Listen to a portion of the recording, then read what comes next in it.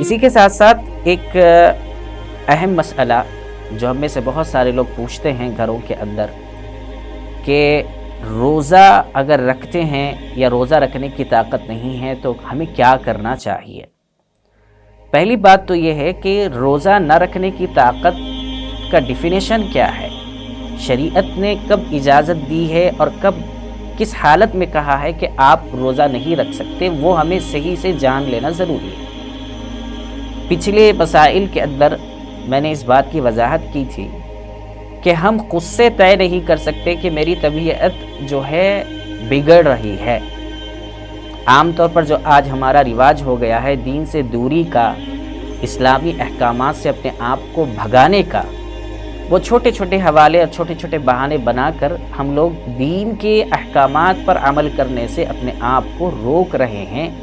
اور خوش ہو رہے ہیں کہ ہم جو ہے ہمیں اسلام نے اجازت دی ہے۔ لیکن یاد رکھیں اس بات کو کہ اللہ دلوں کے حال کو جانتے ہیں۔ اگر ہم نے چھوٹے چھوٹے بہانوں کی وجہ سے روزہ نہیں رکھا یا اپنے آپ کو بچا لیا تو کل ہمیں اللہ کے یہاں جواب دینا ہے۔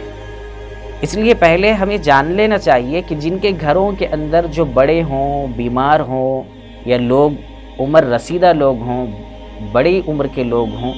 اور وہ روزہ نہ رکھ سکتے ہوں تو اس سلسلے میں مقامی علماء سے معلوم کر لینا چاہیے کہ ہمارے والد کی یہ حالت ہے، ہماری والدہ کی یہ حالت ہے اور وہ ان بیماریوں میں مبتلا ہے اور ان بیماریوں سے گزر رہے ہیں، ان کے سلسلے میں کیا حکم ہے اسلام کا اور شریعت کا، کیا ان کو روزہ رکھنا چاہیے، کیا ان کو روزہ نہیں رکھنا چاہیے، یہ وضاحت ان سے کر لینی چاہیے۔ ایک موٹی سی بات ہم آپ کے سامنے ذکر کرتے ہیں، وہ یہ ہے کہ اگر کوئی بندہ اتنا زیادہ بیمار ہے کہ وہ روزہ اب نہیں رکھ سکتا اور نہ وہ آئندہ روزوں کی قضا کر سکتے ہیں، دونوں باتیں الگ ہیں۔ بعض مرتبہ ایسا ہوتا ہے کہ کوئی بیماری ایسی ہوتی ہے کہ وہ رمضان میں اس بیماری سے ہم گزر رہے ہوتے ہیں، لیکن کچھ دنوں کے بعد میں اس کے علاج کے بعد میں وہ بندہ اچھا ہو سکتا ہے، وہ بیمار تندرست ہو سکتا ہے۔ اس سلسلے میں مسئلہ یہ بتایا گیا ہے کہ اس وقت میں تو روزہ نہ رکھیں، لیکن بعد میں جب تندرست ہو جائے تو وہ روزے کی قضا کر لے۔ لیکن کوئی ایسا بیمار ہے جو مسلسل بیمار چلتا ہوا آ رہا ہے اور آئندہ بھی اس کی صحت اس قابل نہیں رہے گی کہ وہ روزہ رکھ سکے، تو ان جیسے لوگوں کے سلسلے میں اسلام نے یہ کہا ہے، شریعت نے اجازت دی ہے کہ وہ کیا کرے، روزے کا فدیہ دے۔ فدیے کے اندر یہ جو ہے ایک بات تو یہ ہو سکتی ہے کہ مسکین کو 2 وقت جو ہے پیٹ بھر کر کھانا کھلا دے۔ اگر یہ نہیں کر سکتے ہوں تو ایسی صورت میں صدقہ فطر کے بقدر،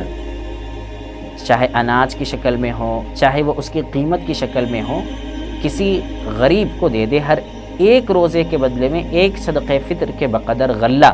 یعنی اناج، گیہوں ہو، چاول ہو یا کوئی اور چیز ہو، یا اس کے برابر جو پیسے بنتے ہیں بازار کے اعتبار سے، ریٹ کے اعتبار سے، وہ پیسوں کو